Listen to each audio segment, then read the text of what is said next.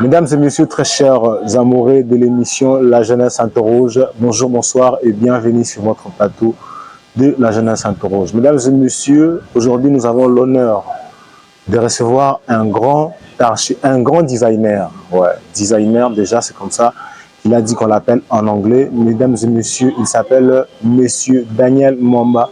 C'est avec lui, mesdames et messieurs, que nous allons parler de tout sauf rien ce soir. Mesdames et messieurs, je vous invite à être accrochés devant votre bel écran, devant votre téléphone, pour ne pas manquer ce de quoi nous allons discuter avec Monsieur Daniel Mwamba. Comme je viens de vous le dire, il est designer.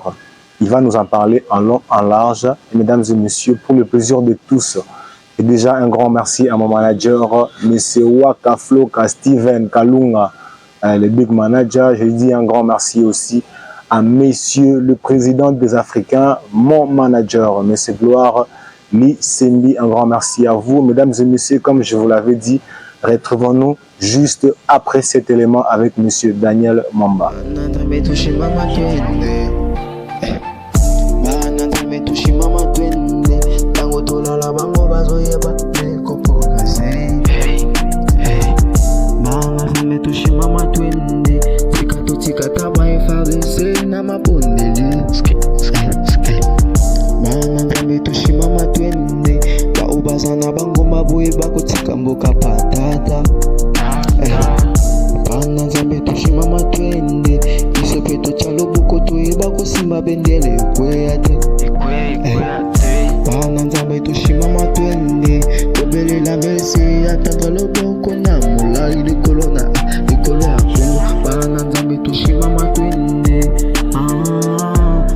Mesdames et messieurs, comme je vous l'avais dit, il est là sur ce plateau, c'est mon invité, il s'appelle M. Daniel Mwamba, le designer, ainsi qu'on l'appelle en anglais. Il est là sur ce plateau, mesdames et messieurs, pour un petit rappel, il s'appelle M.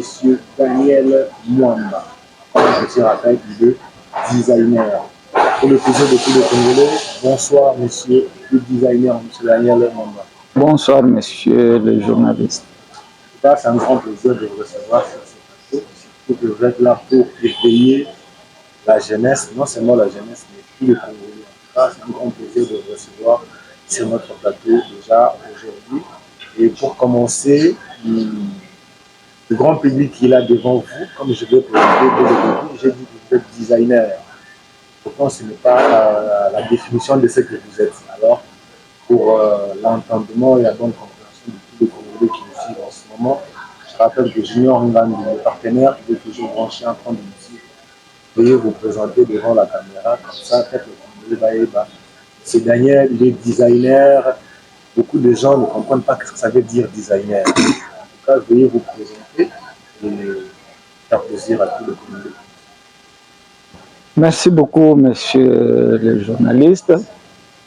Comme il vient de me présenter, mon nom c'est monsieur Daniel Mwamba, designer, en français architecte d'intérieur, décorateur. Je suis un ancien de l'Académie des Beaux-Arts où j'ai fait l'architecture intérieure depuis plus d'une trentaine d'années.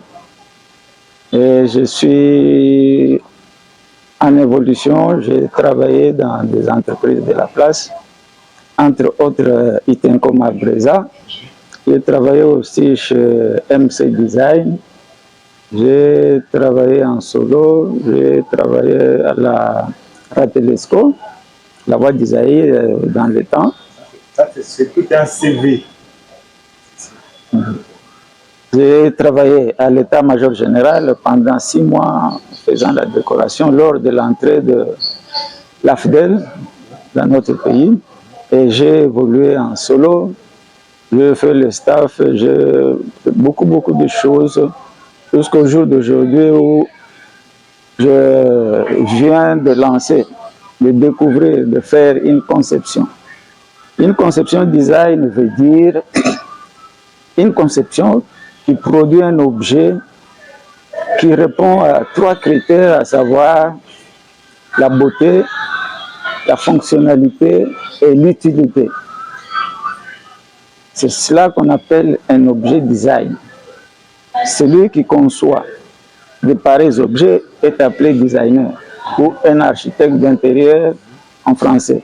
Déjà, avant que vous expliquiez cela, est-ce que vous pouvez dire à tous les Congolais qui sont en train de le suivre en ce moment, pourquoi avez-vous choisi de faire le design? Être designer, vous avez dit designer en français, architecte d'intérieur. Ouais, pourquoi avoir choisi d'être un architecte d'intérieur? J'ai choisi d'être architecte d'intérieur, en anglais designer, parce que j'ai en moi le don de dessin. Dans ma famille, quand j'étais petit, vous êtes né avec ces dons-là, avec les dons de designer, de dessinateur. Dans ma jeunesse, dans ma famille, on sait très bien que notre fils, Mwamba Daniel, sait bien dessiner. Pour preuve, j'ai reproduit le portrait de mon défunt papa. On va d'ailleurs balancer, les portraits pour voir de quoi il est en train de parler. Je n'en ai pas ici. Pas ici, c'est dans l'histoire. Oui, dans l'histoire. Ouais, dans l'histoire. C'est qui m'a... Alors, par là, dans la famille, on sait que je suis quelqu'un qui dessine bien, qui arrange bien des choses. Et c'est ainsi que quand je terminais les humanités biologiques, je suis allé à l'IEC par influence. Et là-bas, j'ai perdu 2 ans parce que je ne me retrouvais pas et puis il y avait aussi des trucs qui ne pouvaient pas me permettre. Bon. Et c'est ainsi que je suis revenu à l'Académie des Beaux-Arts. Là, c'est un peu année. 89. Et à l'Académie des Beaux-Arts, je n'ai perdu aucune année.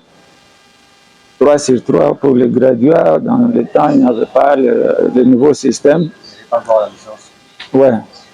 Et c'est ainsi que je me suis lancé déjà dans le monde des artistes. Vous avez commencé avec l'Académie des Beaux-Arts en 89. Ouais. Vous avez fini en quelle année? En 93. Vous avez fini en 93 pour commencer votre premier travail ou ça?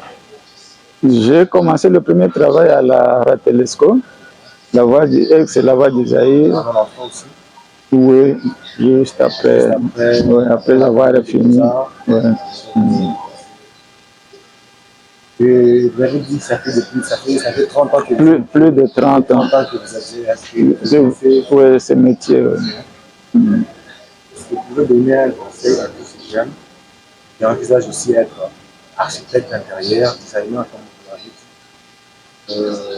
tous ces jeunes qui rêvent de faire comme vous?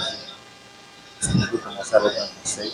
Bien sûr, avec joie, je conseille à ceux-là qui se sentent, surtout les jeunes qui se sentent capables, qui sont forts en dessin, de pouvoir nous emboîter le pas. Pour preuve, mon fils, le 3e de ma famille, je l'ai orienté. Au jour d'aujourd'hui, il fait l'Académie des Beaux-Arts et il fait le design. J'encourage, c'est un beau métier où ce qu'on produit, ça fait plaisir et aux concepteurs et aux clients qui s'en approprient.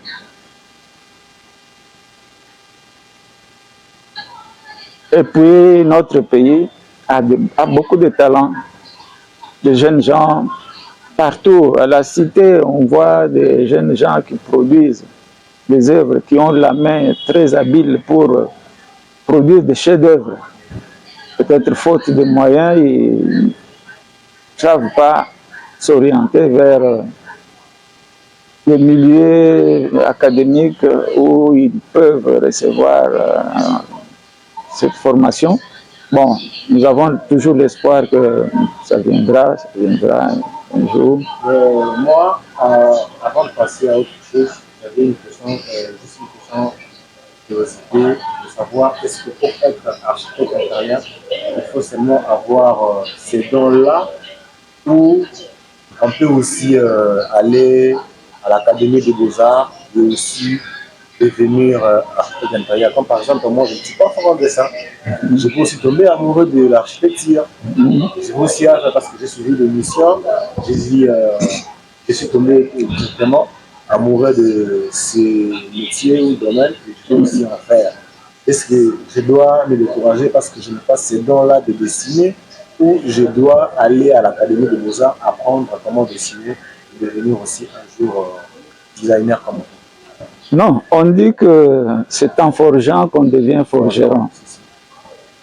Quand on se sent à mesure, quand on a de l'amour pour ce qu'on veut faire, quand on a des ambitions, quand on arrive, on finit par réussir. Qu'on soit fort en dessin ou pas, mais à partir de la formation que vous allez recevoir, la formation académique bien sûr, vous allez vous en sortir parce que vous avez au départ la foi de ce que vous avez envie de faire et vous allez aussi recevoir une formation adéquate et les deux options mises ensemble, on finit toujours par réussir. Ce n'est pas obligatoire qu'on soit de naissance fort en dessin, mais on peut le devenir. En tout cas, mesdames et messieurs, comme vous l'avez entendu, c'est en forgeant qu'on devient forgeron.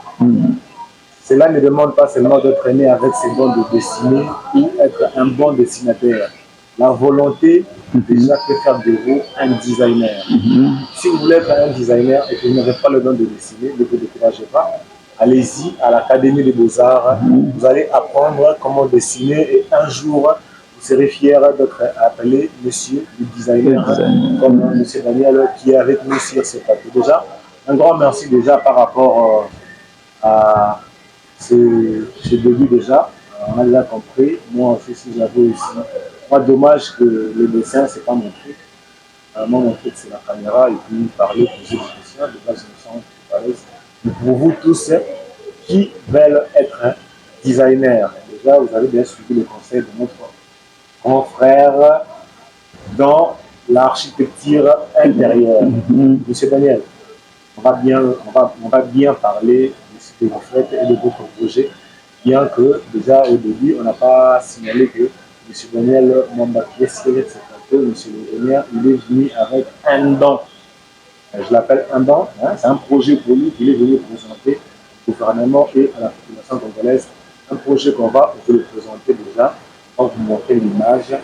Puis, tout à l'heure, on va en parler avec lui en long, en large. Déjà, pour commencer, nous allons parler des constructions en RDC. Vous êtes architecte. Est-ce qu'on peut parler vraiment de... Vous sentez à l'aise de parler de construction en RDC?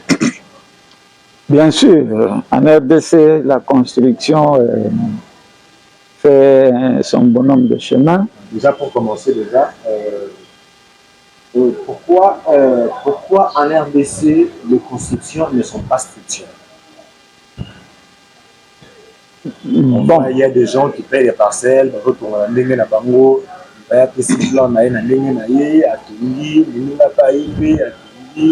et comme ailleurs, ici chez nous, les constructions ne sont pas structurées. Cela est dit à quoi? Bon, je dirais d'emblée que dans notre pays, le service d'urbanisme n'est pas bien structuré. Comme notre président de la République a dit que la justice est malade. De même, l'urbanisme. Heureusement qu'on a un bon docteur, M. Constant Moutamba, et les gens en train de piquer des piqûres là un peu par-ci. Voilà, pour arriver à la guérison. Alors, l'urbanisme n'étant pas bien organisé, bien structuré, il arrive que tout un chacun peut se permettre d'entreprendre, de faire une grande construction, oubliant toutes les normes, toutes les instructions y référant à dans quel quartier on peut construire des maisons en étage, à plusieurs niveaux, dans quel endroit on peut construire des maisons à un seul niveau. Et toutes ces choses ne sont pas respectées, c'est chacun pour soi, du moment que bon, depuis que le Congo est Congo. Et nous assistons à des choses comme ça. Bon, nous avons toujours l'espoir qu'un jour, tout cela pourra changer et on pourra revenir. Bien sûr qu'on a l'espoir que tout cela pourra changer. Est-ce que vous croyez que cela sera possible de structurer une construction aujourd'hui? Parce qu'on a déjà vu que par-ci par-là, c'est déjà construit. Le seul endroit où on peut reconstruire Kinshasa, c'est Maluku. Est-ce que vous pensez qu'avec les espaces qui nous restent, on va structurer une construction en RDC? Bien sûr, puisque déjà il y a ce sont des cloches qui ambitionnent de créer de nouvelles cités. En créant de nouvelles cités, c'est sûr qu'on va respecter l'urbanisation, le drainage des eaux de pluie, l'éclairage public et tout, aérer des quartiers, imposer des lois comme quoi tel quartier où il y a tel genre de maison, de catégorie cité, où il y a des maisons d'un seul niveau, on ne puisse pas mélanger un peu de tout, plusieurs niveaux à côté d'un seul niveau, tout ça, ça crée des désordres. Parce que nous sommes en train de nous amender en ce que nous faisons, dans ce qui se passe dans le pays. On est en train d'aller. Raison pour laquelle il faut que les choses puissent être changées en profondeur. Je vais épingler par là, avec le bruit qui court au jour d'aujourd'hui, le changement de la Constitution. Nous pensons que ça va beaucoup nous aider à aller en profondeur, à essayer d'organiser les choses comme il le faut. Et selon notre goût congolais, nous sommes un peuple très fort, un peuple vaillant, un peuple qu'on doit respecter. On espère que cela soit le cas avec le gouvernement, pas le nouveau gouvernement, mais la nouvelle mentalité qui est en train de se mettre en place, une mentalité de parce que c'est vrai qu'il faut l'avouer qu'aujourd'hui, si notre Congolais, parce que nos propres pères n'ont pas eu cette mentalité-là de pouvoir changer les choses. Alors aujourd'hui, on espère qu'avec ce nouveau vent de changement, cela pourra aider le Congo à pouvoir emprunter un chemin de changement. Alors, nous espérons que cela soit fait et nous prions Dieu qu'il descende à modalité et la position de Bissau va changer au moins de façon à gouverner pour nous. Et la population aussi. Oui, il faut subventionner la population. Quand on parle déjà du Congo, donc on parle de la population. De la population, bien sûr. Si le Congo est bien, donc la population congolaise sera aussi bien. Déjà, nous prions, comme je viens de le dire, nous prions le bon Dieu en tout cas. En tant qu'architecte, est-ce que vous pouvez nous dire l'importance des caniveaux dans le milieu? Oui, l'importance des caniveaux dans nos milieux, c'est pour drainer les eaux de pluie. Nous sommes dans un pays où il y a aussi des eaux de robinet. Nous avons chacun dans sa parcelle de robinet. Il y a des passages de ces tuyaux qui conduisent les eaux sur les espaces publics. Et souvent, il y a des fois des petites pannes où il y a un petit trou qui se crée sur ces tuyaux. Et ces eaux qui s'échappent doivent être drainées, raison pour laquelle il y a des caniveaux. Et des eaux de pluie, il y a aussi des caniveaux qui doivent drainer ces eaux-là. C'est très important. Très, très important parce que sans caniveau, les eaux vont détruire. Les eaux vont créer ce que nous appelons les érosions. Et le point. Si nous remarquons les érosions un peu par-ci par-là, c'est à cause faute de manque de comme je disais tout à l'heure, donc si nous remarquons les érosions un peu par-ci là à Kinshasa, c'est à cause de manque de caniveau, bien sûr. Pourquoi ce manque de caniveau? Oui, il y a un phénomène qui s'est passé, qui a pris corps dans notre pays, l'absence de gouvernance. Gouvernance et l'urbanisme, comme je disais bien avant, il y a des lotissements qui ne respectent pas les règles, les normes de l'urbanisme. Nous avons des quartiers qui pullulent, qui se multiplient autour de la ville principale de Kinshasa, pour prendre le cas, où il n'y a pas les avenues, où on n'a pas tracé, et les gens construisent pêle-mêle, et cela occasionne de couler des eaux, des toitures, des eaux de pluie. Toutes ces eaux-là font des problèmes sérieux et créent des érosions. Alors, le caniveau est là pour pallier à ces problèmes récurrents des eaux de pluie qui ne savent pas où aller.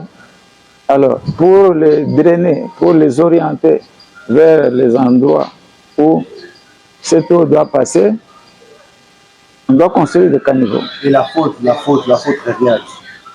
Pourquoi nos ingénieurs ou nos architectes font des plans, conçoivent des plans et à la fin, ils nous construisent des maisons, ils ne voient pas les plans de caniveaux. Vous ne pensez pas que c'est la faute des ingénieurs et des architectes comme vous? La faute est partagée du fait que, comme je venais de dire, l'urbanisme étant malade, l'urbanisme étant en interruption des activités, et les architectes, bon, les ingénieurs qui construisent, eux voient leur cagnotte, leur argent, et quand il est appelé quelque part, il devait normalement aller se présenter au service de l'urbanisme pour obtenir les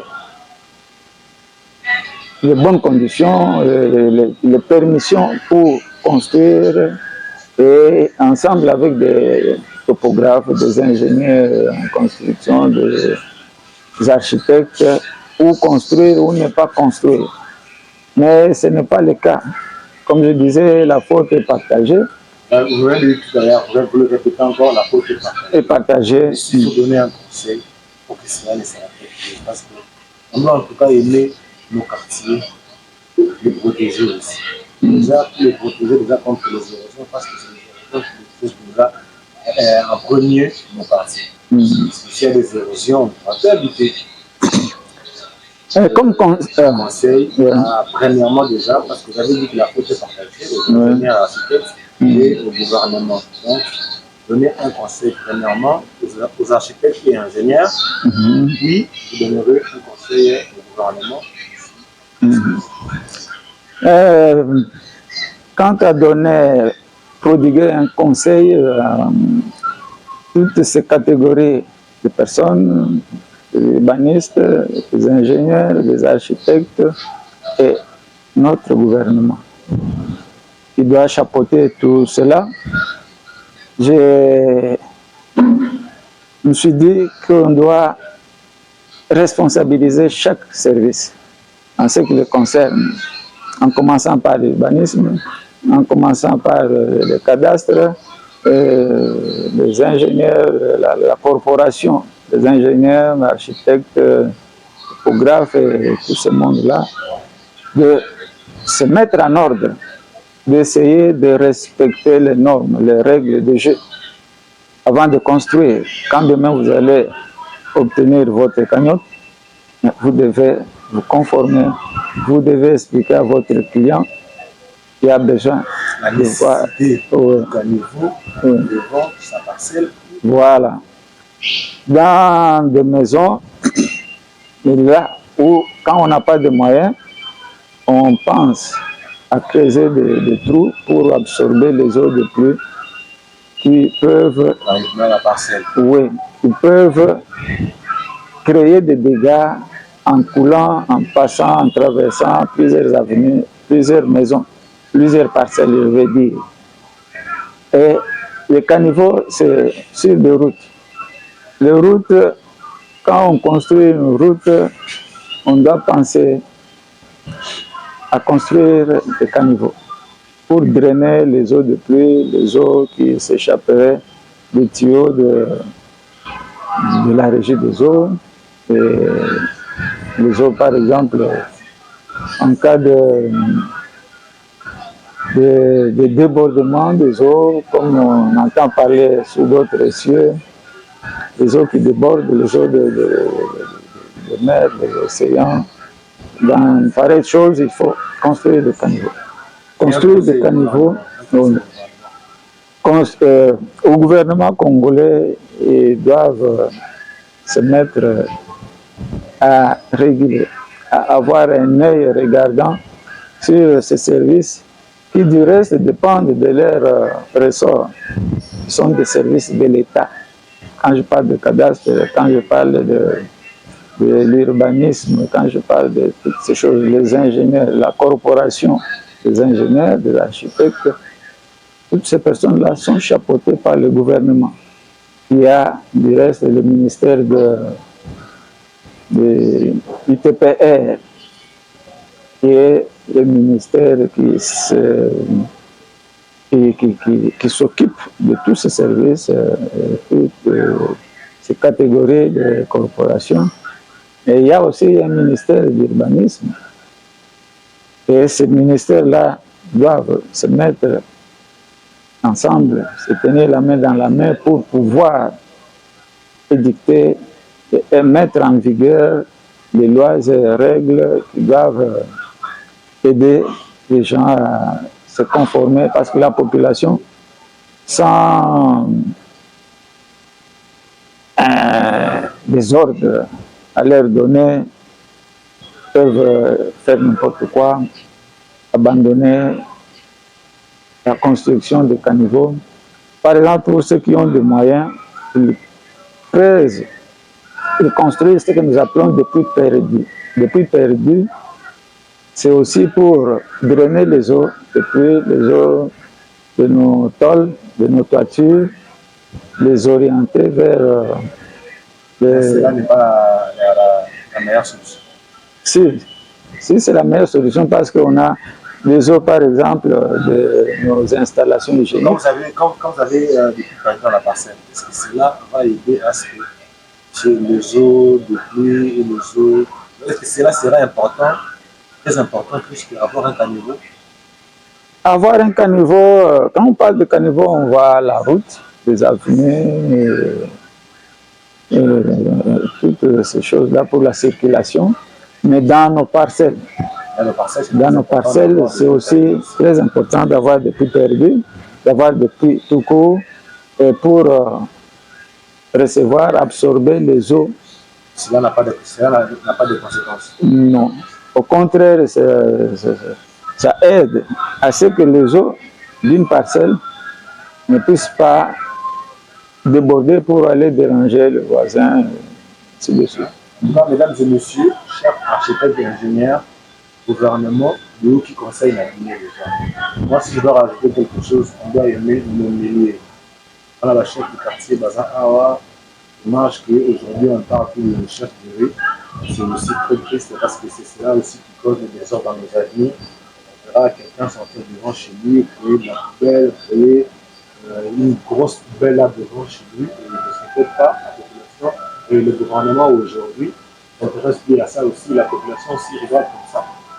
Et cela passe comme ça. Donc, moi, le milieu, chers Congolais, tous ceux qui ont de l'argent pour construire, en tout cas, je vous conseillerais de suivre le conseil de notre architecte ingénieur qui est sur cette activité, un très bon conseil pour non seulement conserver nos parcelles, mais conserver nos œuvres.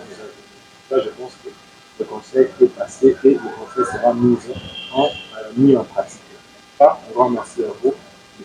Daniel. Comme je vous l'avais dit, mesdames et messieurs, nous l'avons réussi sur cet plateau parce qu'il avait un don à donner aux Congolais. Un projet qu'il a présenté aux Congolais pour sauver ces pays de la disparition. Celui qui peut garder, le mot est libre. Il y aura des ravins un peu par-ci par-là et ce se trouve dans le dommage, je vais peut-être mon si la photo est dans alors, M. Daniel Mwamba s'est décidé, il a pris son stylo, à lui dit en tout cas, je vais concevoir un projet pour aider mon pays. La citoyen est embrouillée, mais qu'on appelle ça la déjà, pour tout un projet en gros, de quoi il s'agit. On va mettre une photo, vous allez voir déjà quoi ça, le titre du projet et comment le projet se présente. Donc déjà bien avant, Yemoko, vous pouvez sur le papier, il va nous donner le titre du projet et nous expliquer le projet en quelques minutes. Déjà, M. Daniel Mwamba, vous avez la parole, expliquez déjà c'est quoi le titre de votre projet. Ok, le titre de mon projet, je l'ai nommé Stoperos. Stoperos, en abrégé, qui veut dire stopper l'évolution des érosions qui causent des désastres, qui causent des pertes de sites, causent des pertes de maisons, causent des pertes de routes, des avenues, ainsi des quartiers. Alors, un jour, je me promenais sur la route, j'ai constaté qu'il y avait des sacs qu'on a mis sur l'avenue pour soit orienter des eaux ou arrêter les eaux. Alors, après la pluie, on a constaté qu'en amont, d'où venaient les eaux de pluie, ce ruissellement a amené un mât de sable qui s'est bloqué aux côtés des sacs qui ont été posés sur l'avenue. Et de l'autre côté, qu'on dirait en aval, il y a eu un grand trou qui s'est créé à cause de ces eaux-là, quand elles viennent, en cherchant de se frayer un passage, un chemin, trouvent un obstacle et avec l'appui des sables emportés par ces eaux, ça va créer un dénivellement, un niveau.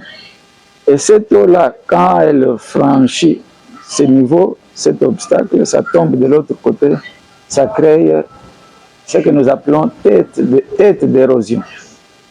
C'est là la naissance des érosions que nous voyons un peu partout. C'est ainsi que je me suis dit, j'ai assisté des fois, en passant par curiosité, à voir comment on éradiquait une érosion dans mon quartier où j'habite ici. J'ai vu qu'on commençait par construire le caniveau et commençait par construire des puits qu'on appelle des puits de rétention des eaux. Et des puits de rétention des eaux, différents des puits perdus, ces puits ont un fond bétonné, un fond en béton. Et c'est là pour amortir les eaux de pluie qui viennent, qui sont drainées par les caniveaux, orientées vers ces puits-là. Et les eaux, quand elles arrivent au fond, à un niveau qu'on appellerait le niveau 0,0, vont couler sans causer des obstacles, sans détruire, sans creuser, sans créer des érosions. C'est ainsi, partant de ces systèmes-là, de puits de rétention, je me suis dit, et si on faisait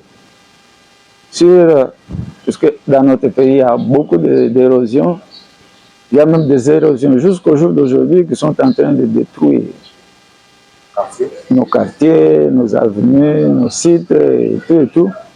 Mais nous n'avons pas assez de moyens pour pouvoir arrêter, pour pouvoir éradiquer ces érosions ou les empêcher de progresser.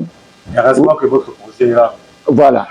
C'est ainsi que j'ai conçu ce projet que j'ai appelé Stoperos. Stoperos, c'est-à-dire stopper les évolutions des érosions. Ouais. Alors, c'est ainsi que je me suis dit, en tant que designer, comme je venais de le dire, un designer, c'est quelqu'un qui conçoit des objets ou des chefs-d'œuvre qui répondent à trois critères, à savoir l'utilité, la beauté et la fonctionnalité. C'est-à-dire un objet, comme la chaise sur laquelle je suis assise, il y a des normes, il y a des chaises qui ont un niveau de l'assise de 43 cm. Il y a des chaises qui ont plus de ces 43 cm, qu'on appelle les chaises de service. Il y a beaucoup de choses. Là, vous expliquez déjà en tant que professionnel, en tant que voilà. Voilà. Et déjà, si on va vraiment évoluer, c'est quoi le fond de votre projet? Le fond de mon projet, c'est la création d'un puits de rétention mobile. Le puits de rétention mobile, je l'ai conçu comme ceci, avec peu de moyens. Dans notre pays, on n'a pas assez de moyens pour pouvoir éradiquer, pour pouvoir effacer les érosions, pour pouvoir restaurer les sites qui sont détruits par les eaux de pluie, le ruissellement des eaux de pluie. Alors je me suis dit, si on pouvait créer un puits de rétention mobile. C'est ainsi que j'ai créé ce projet où je montre ici une vue d'ambiance. Ouais. Une vue d'ambiance qui montre comment peut se représenter ce puits mobile. C'est-à-dire, on fabrique à partir de bâches. À partir des bâches qu'on peut coudre et construire des murs qui vont représenter les caniveaux. Les caniveaux pour orienter, drainer les eaux de pluie de part et d'autre, et ceci est placé en amont de la tête d'érosion. Pour empêcher à ce que ces eaux de pluie ne puissent pas continuer à tomber dans l'érosion qui est déjà créée et continuer à détruire les sites, continuer à détruire les avenues, les routes, les chaussées et tout cela. J'ai construit ceci comme un caniveau pour drainer les eaux de pluie, les orienter vers ces puits de rétention mobile, c'est-à-dire des bâches qu'on va coudre et les fixer ici pour conduire les eaux, pour que ces eaux de pluie ne puissent pas tomber sur la terre nue. Puisque quand ça tombe sur la terre nue, c'est là où le danger commence. Alors, drainer dans ces puits de rétention mobile jusqu'au niveau 0,0, ça dépendra de l'endroit où se trouve l'érosion. Et ce mécanisme a été du reste apprécié et accepté par de grandes entreprises de la place, dont j'étais le nom. Vous avez déjà essayé de présenter le projet? Oui. Alors, cela étant, j'ai compris qu'il fallait faire quelque chose. Quelque chose. Il fallait intervenir. Voilà, il fallait intervenir avec quelque chose qui va nous coûter, très efficace, mais qui va nous coûter peu d'argent au lieu de débourser des sommes énormes pour construire des caniveaux, construire... Est-ce que vous avez eu déjà à visiter le bourgmestre ou le chef du quartier pour le présenter votre projet? C'est très important de faire part au bourgmestre ou au chef du quartier votre projet. Bon, pas du tout, parce que je sais que dans nos milieux ici, Des fois, le bourgmestre peut ne pas s'intéresser vraiment. Je ne confirme pas. Les chefs du quartier non plus, du reste, ils ne sont pas connus. C'est pourquoi je suis allé, premièrement, à deux grandes entreprises de construction de notre pays. C'est très important que vous ne connaissez pas le chef du quartier de votre quartier, même son nom. Même si on peut présenter sa photo. Même son bureau, inexistant. Et pourtant, il existe un chef du quartier. Vous habitez le quartier Ngomba Kikusa. Voilà. Comme moi aussi, j'habite le quartier Ngomba Kikusa. Vous dites là tout à l'heure que vous ne connaissez pas la chef de quartier. Oui. En tout cas, on commence. Prochainement, on va faire une émission dans la mer comme ça. C'est très important. On fera en tout cas l'effort d'aller jusque chez la chef du quartier. La quartier n'a pas vraiment la base. Pourquoi Mati, on va aider durant les places. On va la poser cette question-là pour la mine. La chef du quartier, on va continuer notre émission. Oui. Alors, cette technique va nous aider en tant que pays extrêmement riche, mais la population pauvre, comme on le dit. Alors, cette technique va prendre peu de moyens. Ça dépend de l'endroit où il faut construire ces caniveaux, ces puits de rétention mobiles. Et j'ai fait même des estimations. Ça nage entre plus ou moins 13 000 $. Ouais. Alors que quand il y a des entreprises de la place, quand ils construisent, seulement pour le quartier. Non, pour une érosion. Une érosion qu'on doit éradiquer. Pour éradiquer une érosion. Votre projet demande 13 000 $. Plus ou moins. Plus ou moins. 13 000 $. 13 000 $. Pas 1 million de $. Pas 1 million de $, loin de là. Pas aussi 1 milliard comme les autres. Loin de là. Alors, c'est une technique conçue pour aider notre pays, parce qu'on n'a pas assez de moyens.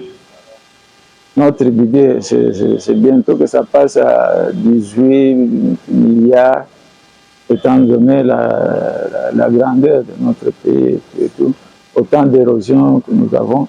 Et cette technique est précurseur de travaux, de réaménagement, de récupération des sites qui ont été endommagés par les érosions.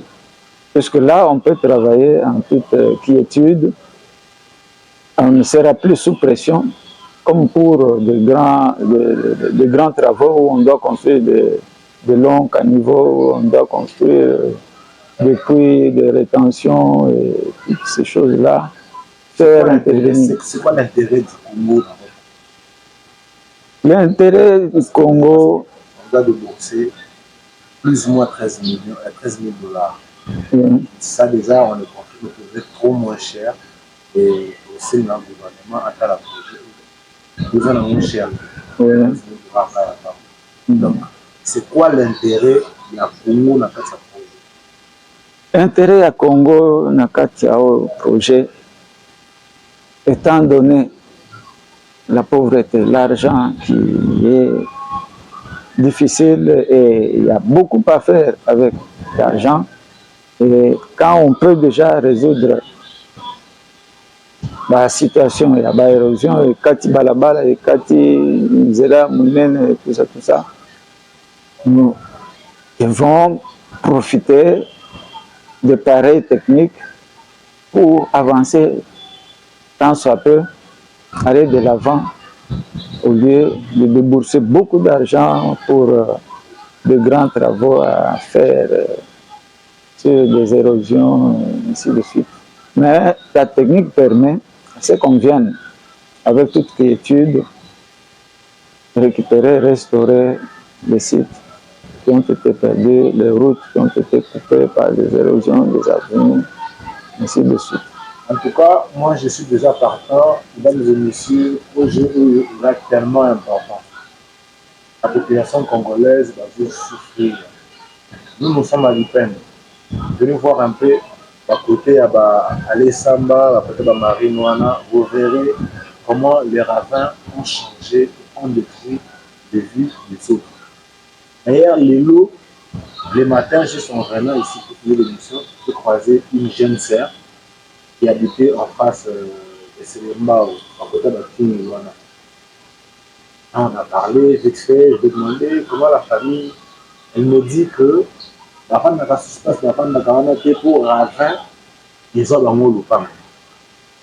Na gouvernement na biso oyo natali boye eske mokolo nini baya kozongisa na bino lopango tozobunda na biso kaka okoma oteka kaka tozwa ndako.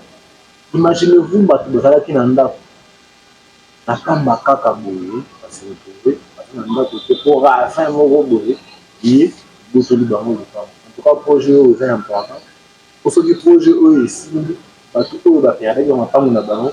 Ils auront l'opportunité et la chance de rejoindre sur le lobby, la maman, tout le papa, le papa. En tout cas, chers Congolais, moi je veux déjà le projet. Je vais en tout cas aider à notre architecte, que ça la démarche, notre chef de quartier, s'il faut d'ailleurs, j'ai le numéro du document dans mon téléphone, s'il faut, tout se fait dans les schémas pour respecter, pour respecter la hiérarchie. Chef de quartier, pour présenter le projet, que tout le monde était pour aller là. En tout cas, je vous conseille, mesdames et messieurs, d'être derrière cette chose. De vous sauver l'avenir, au-delà de comme ça, qui est non conflit. Et après, l'avenir, nous sommes comme ça, qui est derrière. On va faire le projet. Mais ce projet, c'est pour renaître l'espoir. Les Congolais, eux, on n'a pas à cause de la bataille. Mesdames et messieurs, eux, on a signé Stopéros. Stopéros, c'est ça, la mode polo. Le chapeau, tout le monde dans là, l'étiquette, tenir le projet, en tout cas. Déjà un grand merci à vous, M. Daniel, pour avoir créé un si beau projet de débattre la situation qui a mené à beaucoup de choses. Déjà, un message est présent de la Mon président, je envoie ce message. Ce projet, c'est une grande découverte. Ce projet a été présenté à deux grandes entreprises de la place qui n'ont pas rejeté mais qui l'ont adopté. Il ne reste que les formalités. Ils sont en train d'étudier le projet. Voilà. Alors, c'est à mon président, je suis fier de vous parce que vous avez de l'amour pour ce pays. Le voyage que vous faites, c'est pour sortir notre pays du trou dans lequel il était plongé. Et je suis content parce que vous avez un œil regardant. Et c'est pourquoi je viens avec ma contribution pour le développement de notre pays. Ce projet, je suis sûr, quand vous donnerez des injonctions pour que le projet puisse être exécuté, puisse être mis en pratique, puisse être utilisé pour éradiquer tant soit peu les érosions qui détruisent à travers le pays. Et ce projet, pourquoi pas, un jour pourra être exporté sous d'autres cieux. On souhaite que ça soit... Un message au bourgmestre. Oui, à mon cher bourgmestre, nous savons que vous avez tant d'occupations. Et des fois, il y a des choses, de pareils projets qui peuvent, des fois, ne pas vous accrocher trop. Mais nous savons que vous êtes un Congolais, vous avez ce souci-là de voir nos quartiers détruits, de voir nos maisons détruites. de voir nos routes coupées, de voir nos chaussées endommagées. Toutes ces choses, vous ne serez pas, vous ne resterez pas insensible à tous ces drames qui se présentent devant vous. Et aussi à notre chef du quartier, oui, vous avez un mot à dire, parce que vous faites partie de ce gouvernement. Vous avez un mot à dire, vous avez des recommandations que vous pouvez aussi lancer et vos recommandations arriveront au sommet. Un grand merci au président de la République. Un grand merci aussi à notre gouverneur, un grand merci à notre chef de quartier, malgré que vous avez beaucoup de mais vous par la chef de quartier. Un grand merci à vous par rapport à ce projet et espérons que ce projet vous atteigne aussi parce que c'est un projet très important pour sauver le quartier Ngombaki et tout ça. Déjà, un grand merci à vous tous et nous espérons que le projet vous atteindre. Mesdames et messieurs, comme je vous l'avais dit, un designer, il était là sur le plateau, il était venu nous vendre ces projets qu'il avait pour le Congo. Là, vous qui déjà projet à moi déjà, nous ne pouvons pas terminer notre émission comme ça sans pouvoir parler du changement et de la révision constitutionnelle. Monsieur le designer, monsieur Mamba va nous dire son avis par rapport à la révision et au changement de la constitution. Je suis très content parce que notre pays a été pendant un temps replongé dans la colonisation. On peut commencer par, est-ce que vous êtes d'accord? Oui, je suis d'accord pour les changements. Pour le changement de cette constitution. Et pourquoi il est important de changer? Il est très important de changer la constitution, la présente constitution, parce que c'était une constitution qui a été élaborée pendant un temps de trouble, pendant un temps où nous étions investis par les pays étrangers, pendant qu'on ne savait pas qui dirigeait quoi et qui faisait quoi. Et cette constitution a été élaborée pendant de pareils moments. Bon, je ne vois pas un Congolais qui peut refuser à ce qu'on puisse changer. Changer pourquoi? Il faut savoir une chose, une vérité, que notre pays est vaste.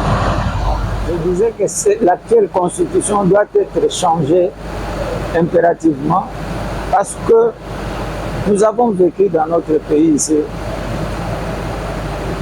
cette constitution qui a été conçue pendant des temps troubles, des temps où nous ne savions pas qui dirigeait le Congo et qu'est-ce qui s'est passé. Et tout ce qui sont arrivés dans notre pays, nous tous nous sommes témoins, nous connaissons.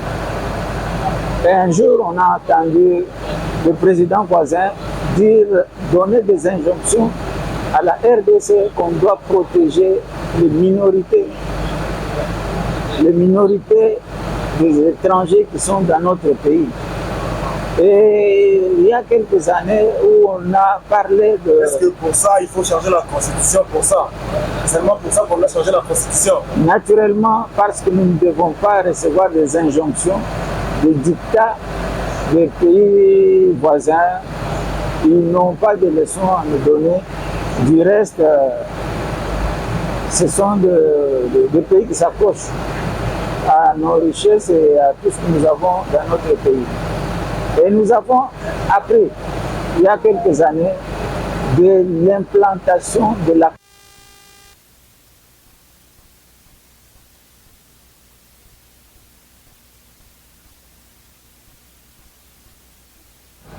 Ce que nous demandons à propos du changement de la Constitution, c'est que le changement va apporter un bonheur à tous les Congolais sans exception. Étant donné que cette Constitution a été élaborée pendant des temps troubles que nous tous nous connaissons. Et je ne vois pas quel est ce Congolais qui peut refuser à ce que la Constitution puisse être changée?